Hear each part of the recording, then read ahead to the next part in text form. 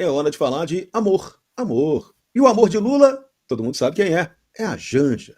E a primeira-dama Rosângela está ironizando Michele Bolsonaro ao ser questionada sobre maquiador em viagens, dizendo que não sou dessas, essa é a outra. A primeira-dama Janja elogia o controle das redes sociais na China ditatorial e questiona por que é tão difícil falar disso no Brasil.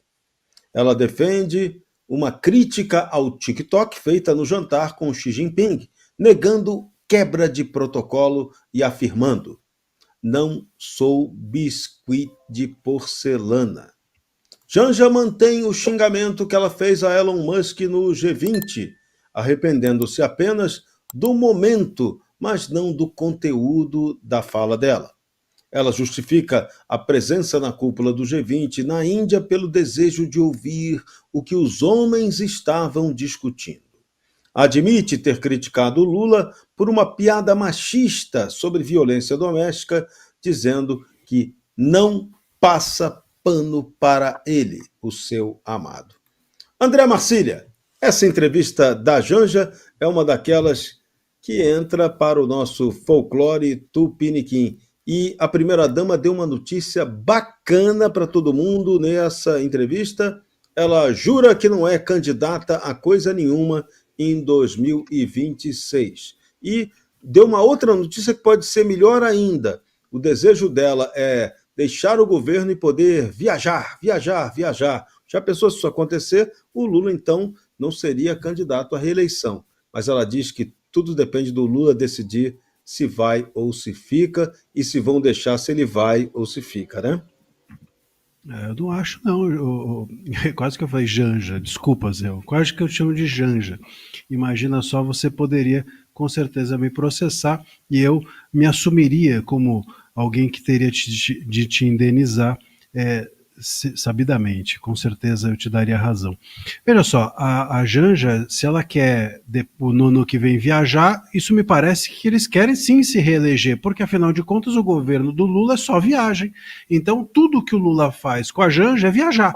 Se ela pretende viajar a partir do ano que vem, se a vida deles é isso, me parece que eles querem ficar para sempre, portanto, no poder.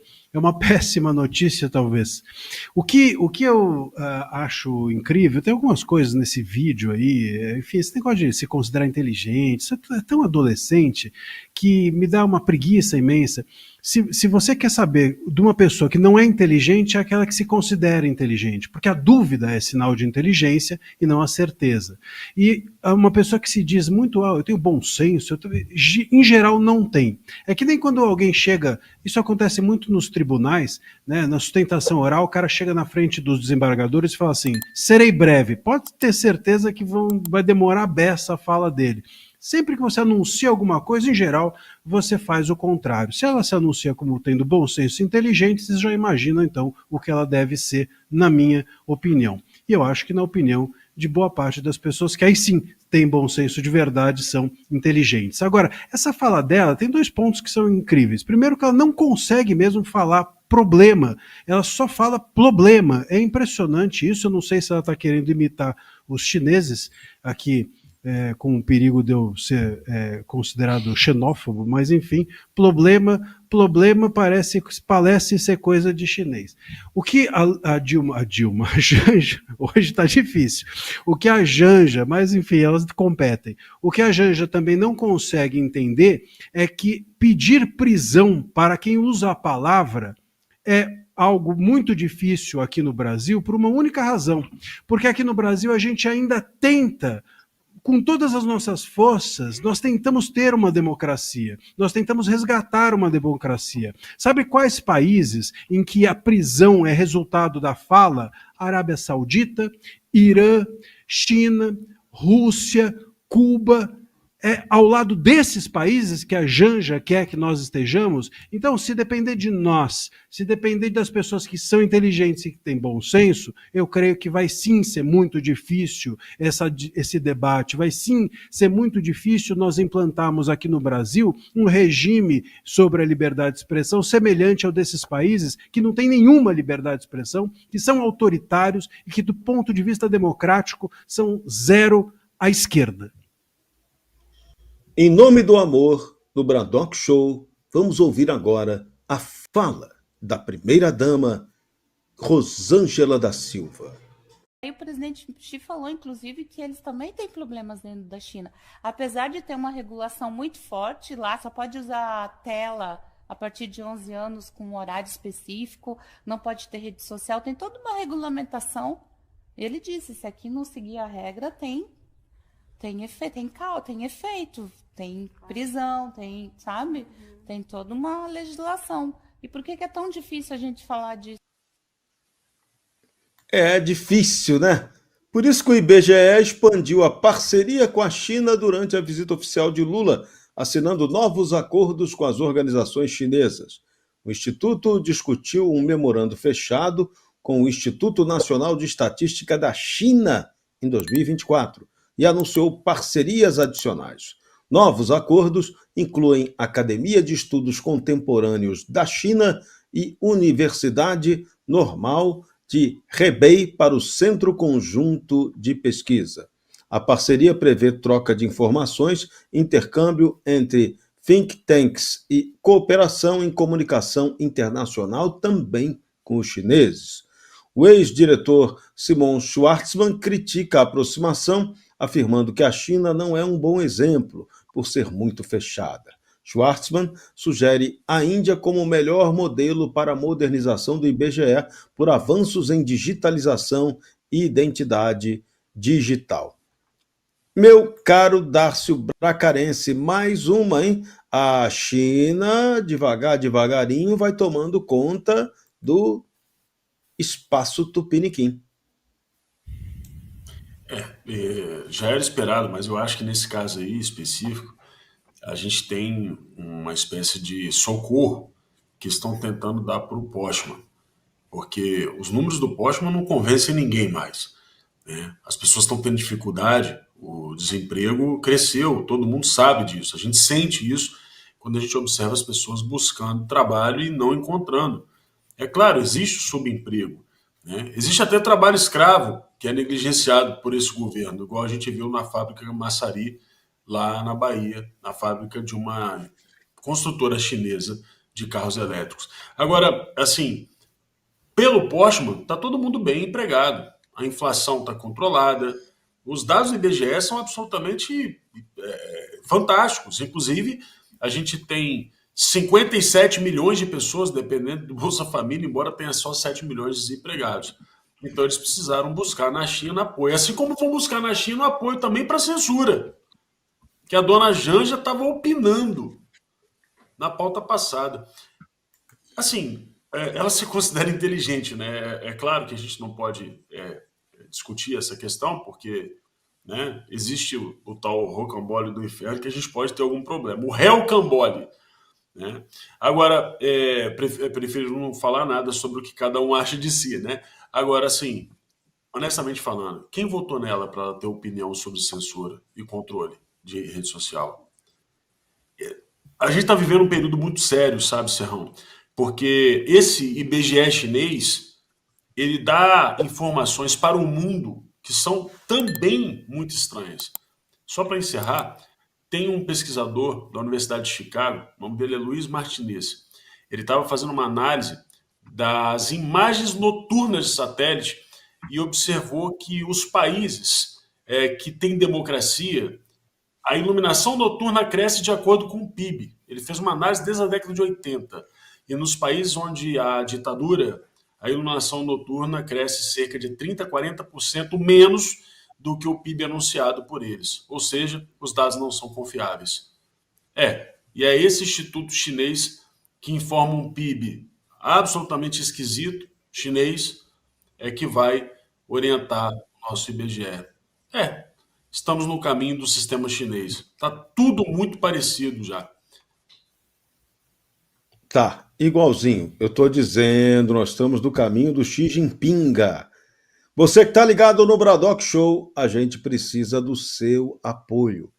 Você pode colaborar com a gente? Tá aqui, ó, nossa chave Pix, apoie@bradock.com.br. Tá aqui, ó, tá aqui na tela. Você pega o seu celular, aponta pro QR Code e pode fazer uma doação da quantia que você tiver e puder para colaborar com o jornalismo inteligente do Bradock Show. A gente conta com você. Você sabe, doações acima de R$ 150, você pega o comprovante da sua doação, seu nome, seu endereço, manda para o mesmo e-mail que é a nossa chave Pix, apoia@bradock.com.br, você ganha um livro do Rodrigo Constantino, doações acima de R$ 50. Então, colabore com o Bradock Show, a gente quando pede, pede porque precisa. E a sua colaboração é fundamental, é de coração. A Comissão de Relações Exteriores da Câmara dos Deputados aprovou 2 moções de repúdio contra Lula por declarações e gestos de apoio a regimes autoritários. Os deputados criticaram a presença de Lula no desfile militar em Moscou ao lado de 19 ditadores, usando a fita russa de São Jorge. Vai ver, Lula achou que era a fitinha do Corinthians. Lula também foi criticado por comparar sua eleição à Revolução Comunista Chinesa de 1949, durante um fórum empresarial. Diz que ele e Mao Tse-tung fizeram a mesma coisa. Olha que bacana. A comissão reprovou o pedido de Lula a Xi Jinping para apoio na regulação das redes sociais do Brasil. E a terceira moção a Lula condena a atuação de Janja, que teria reclamado diretamente ao ditador chinês sobre o algoritmo do TikTok. O deputado Gustavo Gaia afirmou que o presidente atenta contra a democracia ao elogiar regimes que perseguem opositores. Davi Agape, é o estilo stalináceo, né? O que você faz com isso? E isso me deixa muito assustado, né? Então, quando a gente fala de sanções ao judiciário brasileiro, né? Possíveis sanções vindo dos Estados Unidos, eu enxergo isso a longo prazo, tá? Isso é muito triste até pensar, mas vamos pensar de uma maneira mais ampla. O governo brasileiro, o Brasil, se alinhando com China e Rússia. Tá? Então, fugindo da influência americana, fugindo da influência ocidental e indo se alinhar com essas ditaduras que hoje censuram os discursos, essa ideia de vamos regular as redes sociais. Gente, a ideia é censurar quem discorda do governo, quem denuncia crimes de corrupção, e fazer notas de repúdio, eu acho que é importante, a própria Fabi falou, usar todos os meios que você tem, então esse é um deles, então você utilizar o judiciário, você utilizar também esse espaço de notas de repúdio, mas isso nem sempre é suficiente, tá? Eu realmente tenho muito medo do que pode acontecer daqui para frente. Então, a partir do momento que essas sanções forem aplicadas, e eu acredito que podem ser aplicadas contra esses ministros, eles não vão se dobrar. Tá? Eu acredito que o Alexandre mesmo não é uma pessoa que volta atrás, e passou do ponto de retorno. E ele vai avançar com essas medidas autoritárias, e eu realmente temo muito pelo que ele vai fazer. No entanto, a gente tem que continuar lutando.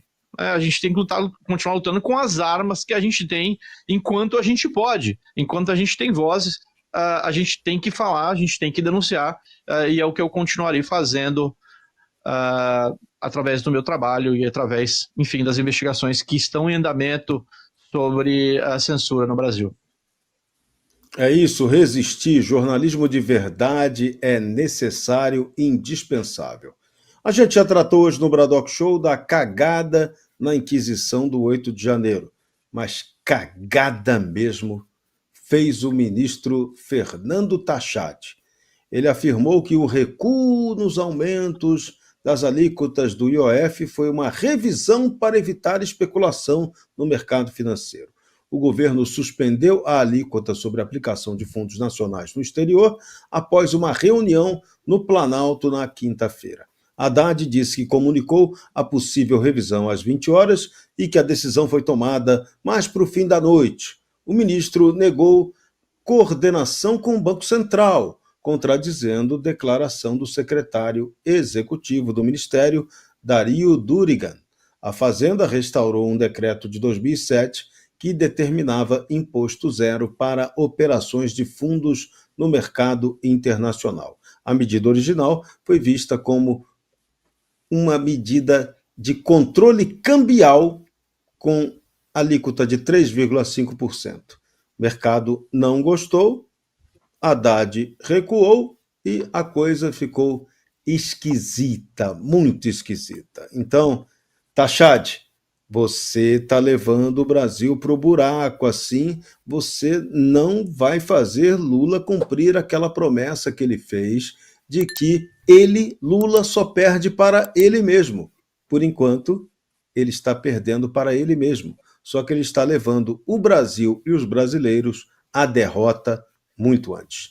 Nota -13 para essa porcaria. Você precisa assistir o melhor canal de notícias do Brasil. O programa que fala de tudo, que deixa você informado sobre tudo o que acontece no Brasil e no mundo. Ao vivo, todos os dias, no YouTube. Clique aqui e se inscreva.